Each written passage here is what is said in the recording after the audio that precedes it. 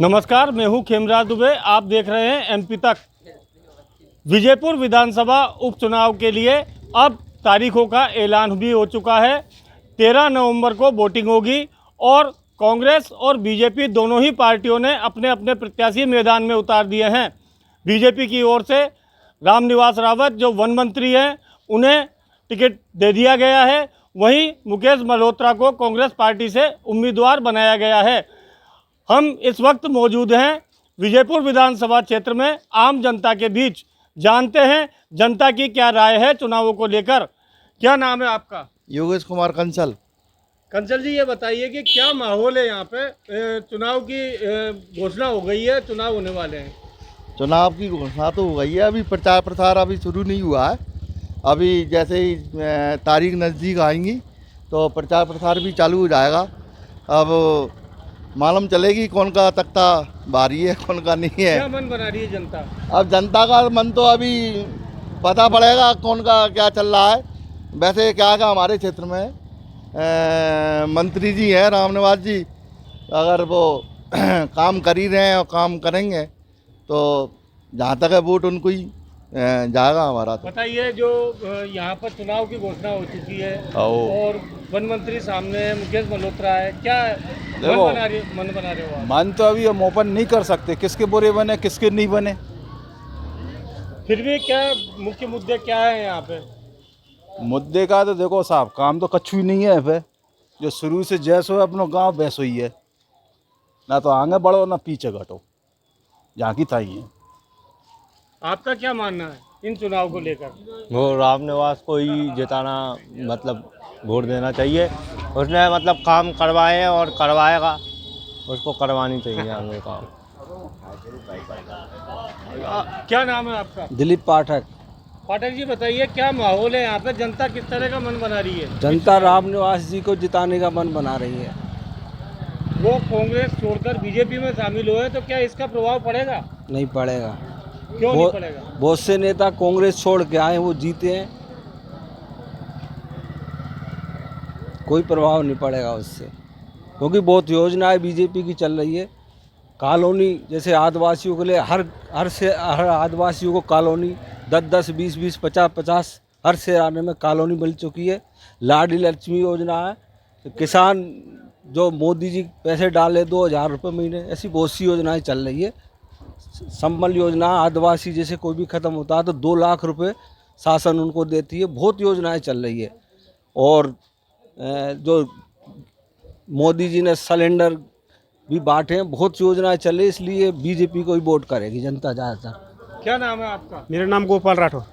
गोपाल जी, बताइए कि किस तरह का माहौल है यहाँ पे? किसका पलड़ा भारी रहेगा इस चुनाव में? अब घोषणा भी हो चुकी है चुनावों की। माहौल तो अभी कोई नेता नहीं आया है, पर वोट तो हम बीजेपी को करेंगे। क्या कारण है इसका?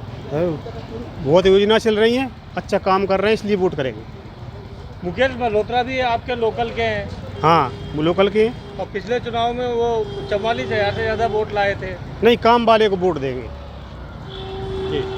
ये चुनाव तो आ ही रहे हैं, सब मालूम है। अब ये वक्त बताएगा किसको किधर को मतलब जाती है जनता। वैसे यहाँ पर बीजेपी के ही ज़्यादा वर्चस्व है और बीजेपी ही आएगी, क्योंकि कार्य भी अच्छे किए हैं और मोदी जी की वजह से सब लोग बीजेपी को ही चाहते हैं। ये उपचुनाव की नौबत कैसे आई? वो कांग्रेस छोड़ के चले गए तो इसका क्या असर नहीं पड़ेगा? नहीं, इसका कोई असर नहीं पड़ेगा, क्योंकि वो अब बीजेपी की एक सीट कांग्रेस की थी जो बीजेपी में मिल रही है, तो और बढ़िया बात है। जिससे अच्छी क्या बात होगी? इस वजह से बीजेपी को ही लाइक कर रहे हैं लोग। और इसमें बीजेपी की थोड़ी सी कमियां हैं इस क्षेत्र में। एक तो रेल का, एक 4 लाइन, ये तो सबसे बैकवर्ड ही रह रही हैं, इसलिए इसको अगर प्रस्तावित करें तो अच्छी बात है। घोषित कर रहे हैं हम तो। कौन खड़ा हुआ? हमारा वो मुकेश मल्होत्रा। क्या वन मंत्री है एक तरफ तो? हाँ, तो रामनिवास है, वो तो बीजेपी से, पहले बीजेपी से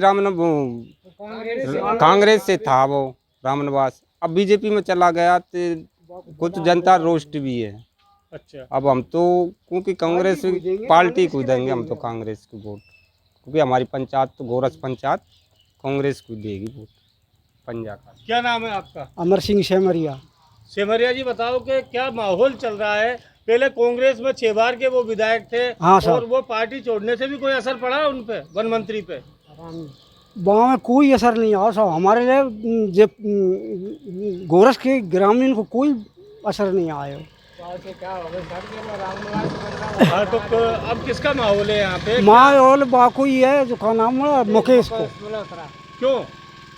भाई अब क्यों ऐसा है कि भाई अमन को वे मंत्री आते अमन को छोड़े ही गए, वे परे छोड़ गए। हम पार्टी थोड़ी छोड़ेंगे, हम तो कांग्रेस को ही देंगे। हमारे परंपरा, हमारे पुरखा कांग्रेस को ही देते आए और कांग्रेस को ही वोट देंगे। तो मुकेश मल्होत्रा की अच्छी पोजीशन रहेगी यहाँ। हाँ बहुत बढ़िया। आप बताइए कि रामनिवास जी कांग्रेस छोड़कर बीजेपी में आए, तो क्या अब उनकी जीत आसान है? क्या मानना है? वो कहा है कि मान लो वोटन से हमन नहीं जितायो रामनिवास, बहुत मेहनत करी फिर, लेकिन विधायक बनवे पे मान लो आदिवासी ने हमन का छोड़कर बीजेपी में घुस गए। फिर कहा अब तो हम कांग्रेस में ही देंगे वोट, बागा मल्होत्रा का पार्टी को ही। हमारी तो बाबा ही लगन लग रही है मल्होत्रा पे। बाबूजी हमारे साथ हैं, बताइए कि किस तरह का यह माहौल रहने वाला है? माहौल तो सरकार एक ही माहौल है जो मोड़ान बता रहे, हम तो कांग्रेस की तरफ ही है। हमें रामनिवास ने धक्का दे हो, इसलिए हम इससे रुष्ट हैं। क्यों? किस तरह का? वो तो मंत्री बन गए, मंत्री बन गए, केवल वे मंत्री बन गए तो क्या होगा? हमें क्या लाभ मिलवा से? 2-3 दिन में मंत्री बना था हमने रामनिवास, हमारी कोई सुनवाई नहीं करी। सब झूठी झंडार, अपने मतलब गांठ लवे न और जनता भाड़ में जा। चुनाव यहाँ पे आगे हैं जी, क्या माहौल है यहाँ का, और क्या मुख्य समस्याएं, मुख्य मुद्दे क्या रहेंगे चुनाव में? मुख्य मुद्दे बेरोजगारी है अपनी, और सफाई वगैरह है। अभी कुछ दिन पहले कराल की युवाओं ने जो नया बस स्टैंड बना है उस पर कुछ जाके झाड़ू लगाई है, न पंचायत देख रही है न जनपद वाले। और जो है नगर पंचायत का दर्जा मिलना था वो अभी तक मिला या नहीं मिला? अभी कहाँ मिला है, अभी तो उसको तो घोषणा करते करते रह जाते हैं बस। तो क्या इस बार क्या मन बनाया जनता ने यहाँ? अभी जनता के मन की कौन क्या कह सकता है। अभी आपका क्या कहना है? जैसे कि मैं एक दुकानदार हूँ और मेरी दुकान पर काफ़ी लोग आते हैं, तो उनमें से किसी से चर्चा हो जाती है, किसी से बात होती है, तो कोई बीजेपी की बात करता है, कोई कांग्रेस की बात करता है, पर अधिकतर यहाँ मैंने जनता के मुंह से सुना है कांग्रेस के बारे में ही सुना है। अभी तक जो भी जितने भी आदिवासी भाई वगैरह जो भी आ रहे हैं वो कांग्रेस के बारे में ज़्यादा बोलते हैं कि अब की बार हमको कांग्रेस को जिताना है। क्या कारण है कि वो कांग्रेस के रहे रामनिवास और बीजेपी में आ गए हैं, और वन मंत्री है वो? तो नहीं, वो मैं समझ रहा हूँ, पर जैसे बात होती है यहाँ बैठ जाते हैं दुकान पर, बहुत से लोग आते हैं, तो जब बात होती है मैं मन की लेने की सोचता हूँ कि मतलब आप किसको वोट देना चाह रहे हो, तो वो कहते हैं पहले हम थोड़ा पीछे रह गए थे, अभी हमको थोड़ा आगे निकलना है, ऐसा वो लोग बोलते हैं। ये थी यहाँ पर आम जनता की राय, मिली जुली प्रतिक्रिया। कोई बीजेपी को भारी बता रहा है, कोई कांग्रेस को भारी बता रहा है।